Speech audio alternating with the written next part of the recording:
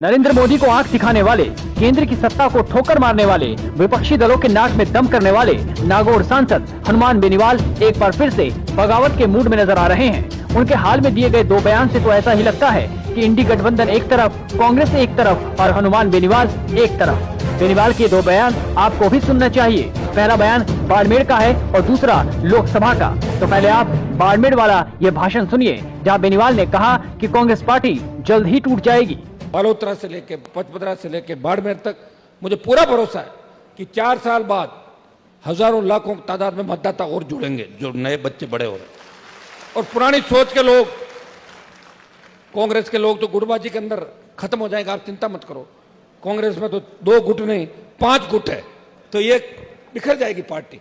जिन्होंने राष्ट्रीय लोकतांत्रिक पार्टी को तोड़ा, जिन्होंने तेजाजी महाराज की उस आशीर्वाद से बनी पार्टी को तोड़ा, कांग्रेस को उसी दिन श्राप लग गया। नहीं तो कांग्रेस पार्टी के 11 MP आए तो नहीं, पिछली बार कहां गए? तो कांग्रेस यही तो थे सारे, क्या हुआ?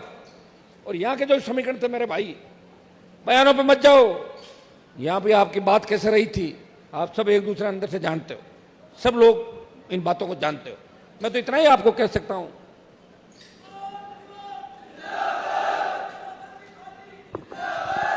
कि अगर हमें मिलकर लड़ाई लड़नी है, आपका कप्तान बहुत मजबूत है, वो अंतिम समय तक लड़ेगा, लेकिन कप्तान के साथ साथ सैनिक भी मजबूत होने चाहिए।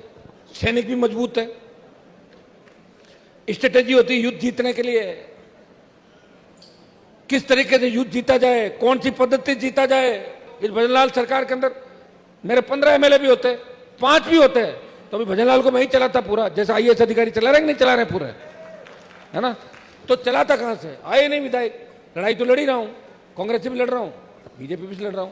दिल्ली में इंडिया अलायंस में बैठा जरूर हूं, लेकिन इंडिया अलायंस वाले कौन से मेरे से खुश है, फिर भी मैं उनके साथ खड़ा रहता हूं। पता नहीं कौन कौन से मुद्दे लाते हैं।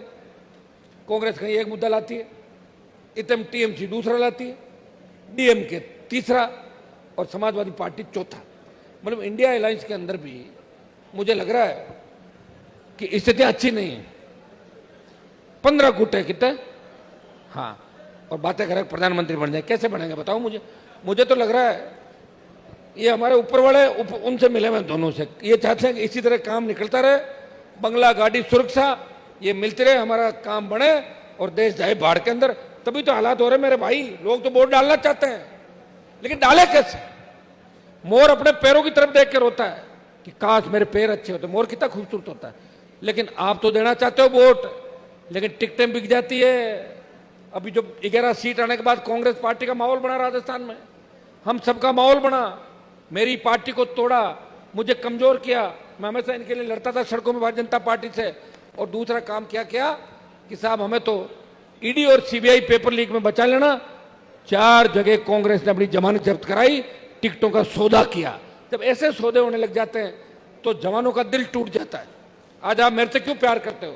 आपको पता है कि हनुमान जी जब भी आवश्यकता पड़ेगी अकेले जान हथेली पे लेके हमारे लिए आएंगे, किसान के लिए आएंगे, दलित के लिए आएंगे, शोषित के लिए आएंगे, सर्व समाज के लिए आएंगे और अन्याय के खिलाफ हमेशा लड़ते हैं। इसलिए आप मेरे से प्यार करते हो। और मेरा किसी नेता से कोई झगड़ा नहीं है। मैंने तो अपने समाज, दलित, मुस्लिम, इन तमाम कोई 50 से ज्यादा नेताओं की मदद कर दी।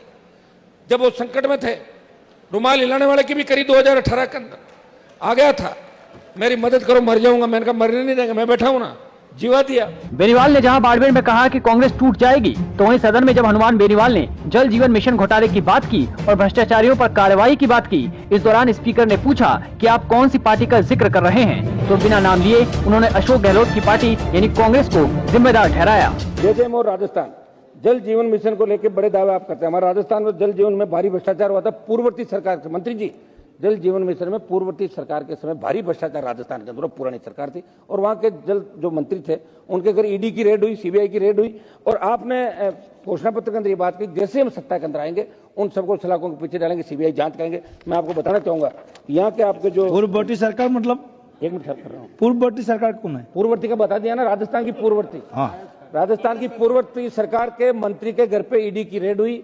आपने ये कहा कि आप हमें वोट दो, हम जांच कराएंगे, लेकिन वो बात आगे नहीं बढ़ी, 7 साल से वहीं पड़ी। हम चाहते वो भी जांच कराओ, ये भी करो। एक मिनट खत्म कीजिए।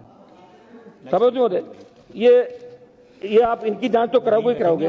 फर्जी कंपनी से ये सर्टिफिकेट इन्होंने 900 करोड़ से अधिक राशि के टेंडर कर दिए, कंप्लीट हो गए, गांव से लिखा दिया इन लोगों ने।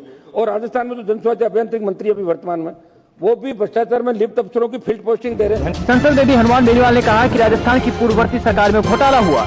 ये तो सबको ज्ञात है कि राजस्थान में पहले अशोक गहलोत की सरकार थी। अब इंडी गठबंधन का सदस्य होते हुए भी बेनीवाल के ये बयान बता रहे हैं कि वो गठबंधन की नीतियों से नाखुश है। आपकी क्या राय है, कमेंट बॉक्स में जरूर बताएं।